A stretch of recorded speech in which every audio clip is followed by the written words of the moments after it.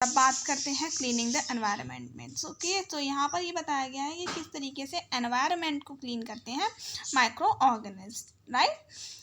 सो यहाँ बूझो और पहेली का कुछ कॉन्सेप्ट दिया हुआ है। इसमें ये बताया गया है कि किस तरीके से बूझो और पहेली ने कुछ मैन्योर मतलब बनाया है और प्लांट और वेजिटेबल्स के वेस्टेज लेकर ओके और एक जगह इकट्ठे किए and after some time when they look it back, तो ये जो है वो जो सारा कुछ डिस्पोज हो चुका था, सॉरी डिकम्पोज हो चुका था और कन्वर्ट हो चुका था मैन्योर में, राइट।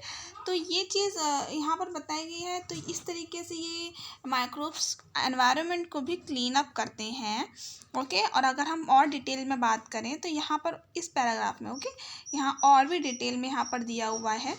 तो जिस तरीके से डिकेड प्लांट होते हैं ना ओके जो अब डेड हो ऑर्गेनिक मैटर जो बना देते हैं, यहाँ पर बात ये बताई गई है कि जैसे सम डेड एनिमल्स हो गए जो कि ग्राउंड पर होते हैं ओके और कुछ समय बाद ये डिसअपियर हो जाते हैं ओके दिखाई देना बंद मतलब दिखते नहीं हैं okay.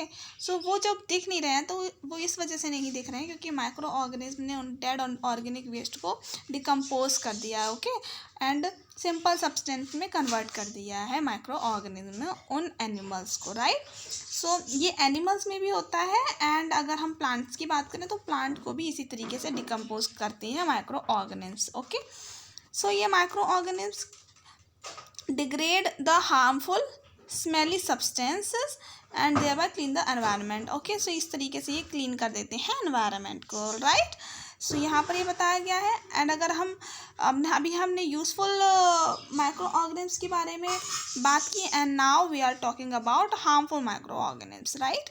So if we talk about harmful microorganism तो हम और आप अच्छे से जानते हैं कि यहाँ पर कुछ डिसीज़ कॉजेज माइक्रो ऑर्गेनिज्म भी होते हैं जो कि बहुत तरीक़ों से हार्मफुल होते हैं हमारे जीवन के लिए, right. So some disease causing microorganism जो होते हैं ना उनको पैथोजेंस कहा जाता है, राइट। सो डिसीज़ कॉजिंग जो माइक्रो ऑर्गेनिज्म होते हैं it is known as pathogens, right. So कुछ माइक्रो ऑर्गेनिज्म कुछ इस तरीके के भी होते हैं जो हमारे फूड को स्पॉइल कर देते हैं, मीन्स खाने लायक नहीं छोड़ते हैं, ख़राब कर देते हैं ओके। क्लॉथिंग एंड लेदर्स इन सब चीज़ों को भी नुकसान पहुंचाते हैं ओके। तो यहाँ पर सिर्फ इतना ही बताया गया है हार्मफुल माइक्रो ऑर्गेनिज्म के बारे में। और अगर हम यहाँ डिटेल की तो इसमें इतना ही दिया हुआ है, राइट। डिटेल में हम यहाँ सिर्फ इतना छोटा सा पैराग्राफ है, आई थिंक इसको और बड़ा होना चाहिए था ओके। सो अब नेक्स्ट पर चलते हैं, next paragraph okay. So if we talk about disease causing microorganism okay तो यहाँ पर डिसीज़ कॉजिंग माइक्रो ऑर्गेनिज्म को थोड़ा डिटेल में दिखाया गया है ओके। तो हम पढ़ेंगे पैथोजेंस के बारे में, right. So when pathogen enter our body okay enter हो जाते हैं ओके जैसे कि हम हवा से सांस लेते हैं या फिर पानी पीते हैं ओके या फिर हम खाना खाते हैं, तो ये किसी भी वे में हमारे बॉडी के अंदर आ सकते हैं, एंटर कर सकते हैं ओके एंड डायरेक्टली कांटेक्ट कर देते हैं यानी कि इन्फेक्टेड पर्सन में, राइट। सो डायरेक्टली कांटेक्ट हो जाता है एंड इन्फेक्टेड पर्सन्स या फिर किसी भी एनिमल्स के थ्रू ये हमारे पास अंदर आ सकते हैं, राइट। अगर हम माइक्रोबियल डिसीज़ेस की बात करें सो ये किसी भी इन्फेक्टेड पर्सन से किसी भी हेल्दी पर्सन के अंदर थ्रू एयर वाटर फूड या फिज़िकल कांटेक्ट के थ्रू एंटर कर सकते हैं, right. And it is known as communicable disease, right. यहाँ पर इनको बोला जाता है कम्युनिकेबल डिसीज़, ये मैंने अंडरलाइन कर दिया अभी ओके। सो ये कम्युनिकेबल डिसीज़ अगर मैं एग्जांपल की बात करूँ तो common cold, cholera, chickenpox, tuberculosis are the communicable disease okay.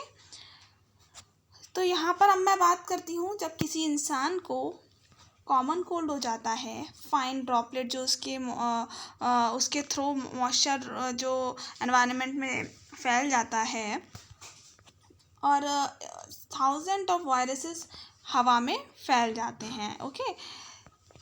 और ये अगर हेल्दी पर्सन उन उन ड्रॉपलेट्स या उस एनवायरनमेंट में आसपास कहीं भी है तो इजीली ये उस हेल्दी पर्सन के बॉडी के अंदर आसानी से एंटर कर जाते हैं बाय ब्रीथिंग। ओके, जो हेल्दी पर्सन ने सांस ले रहा है सो उसके अंदर भी इन्फेक्शन होने के बहुत ज़्यादा चांसेस हो जाते हैं, राइट।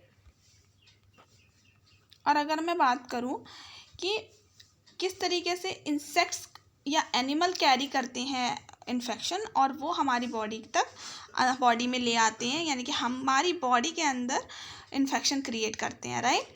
तो यहाँ पर जैसे कि उन्हें कैरियर बोलते हैं। ओके, तो वो एनिमल या इंसेक्ट्स जो हमारी बॉडी में इन्फेक्शन एंटर करवाते हैं उन्हें कैरियर कहते हैं। ओके, सो डिसीज़ कॉजिंग माइक्रोब्स को लेकर आते हैं, राइट।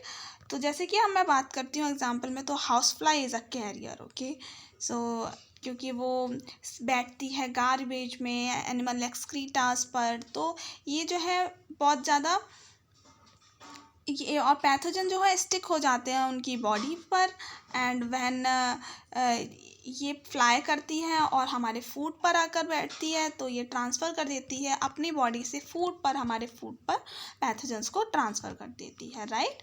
सो यहाँ और जब हम ये कंटामिनेटेड फूड खाते हैं तो हम सिक हो जाते हैं, राइट, तो हम बीमार हो जाते हैं, राइट। ये है कैरियर्स की बात की गई है यहाँ पर। ओके, इसीलिए हमें हमेशा अनकवर्ड फूड आइटम्स को कंज्यूम करने से पहले सोचना चाहिए ये खुला था या बंद था। ओके, और खाना ही नहीं चाहिए जो अनकवर्ड फूड होता है। ओके, हमेशा हमें ढका हुआ खाना खाना चाहिए। ऑलराइट, ओके, सो अगर मैं कैरियर मीन्स यानी कि अगर मैं किसी इंसेक्ट की बात करूं तो यहाँ पर एनाफिलस मॉस्किटो हो गया। ओके, ये पैरासाइट्स मलेरिया को कैरी करते हैं लाइक प्लाज्मोडियम। ओके, फीमेल्स में एडिस मॉस्किटो होती है जो कि डेंगू वायरस कैरी करती है। ओके, एंड ये डेंगू वायरस को फैलाती है। ओके, यहाँ है it is a diagram of female Anopheles mosquito. Okay, ये आप एनालाइज कीजिए और बहुत ही अच्छा डायग्राम दिया हुआ है यहाँ पर। ओके, ये हैं हमारे लाइक मॉस्किटोज जो होता है ना वो ब्रीड करते हैं वाटर में। यहाँ नीचे पैराग्राफ दिया हुआ है, आप लोग अपनी एनसीईआरटी बुक खोल कर यहाँ पर देख सकते हैं। ओके, ये यहाँ पर और ये कलेक्ट हो जाते हैं वाटर में like cooler and tyre and flower pots की जो वाटर होता है ना वहाँ पर ये ब्रीड करते हैं, अगर जहाँ पर पानी ज़्यादा देर तक इकट्ठा रहता है। ओके, इसीलिए यहाँ कभी भी कहीं पर पानी इकट्ठा नहीं रहने देना चाहिए। ओके, बिकॉज मॉस्किटो वहीं पर ब्रीड करते हैं जहाँ पर वाटर ज़्यादा देर तक इकट्ठा रहता है। ओके, ये इस पैराग्राफ में ये बात बताई गई है। यहाँ पर एक बहुत ही बड़ा टेबल दिया हुआ है। इस टेबल में some common human diseases caused by microorganism दी हुई है। मैं चाहती हूँ ये आप पढ़ लें, बहुत ही ज़्यादा इम्पॉर्टेंट रहने वाली है ये।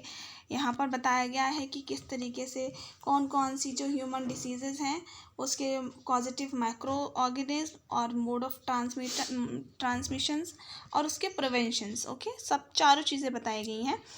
तो ये आप देखिएगा अपनी एनसीईआरटी बुक खोलकर, और यहाँ पर बहुत ही अच्छा ये पैराग्राफ दिया हुआ है, राइट। सो यहाँ पर इतना दिया हुआ है।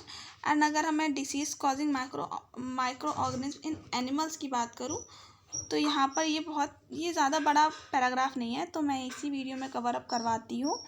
तो यहाँ पर anthrax is a dangerous human and cattle disease. Okay, caused by bacterium. Okay, तो यहाँ कुछ बैड बैक्टीरियाज भी होते हैं जो कि बहुत बड़ी बड़ी बीमारियाँ क्रिएट कर देते हैं ह्यूमन या एनिमल्स किसी भी उसके बॉडी के अंदर, राइट। और माउथ डिसीज़ हो जाती है, और जो कि एनिमल्स में होती है वो वायरस की वजह से होती है, राइट। सो आज की वीडियो में इतना ही। नेक्स्ट वीडियो में हम disease causing micro organism in plant के बारे में बात करेंगे। So thanks for watching.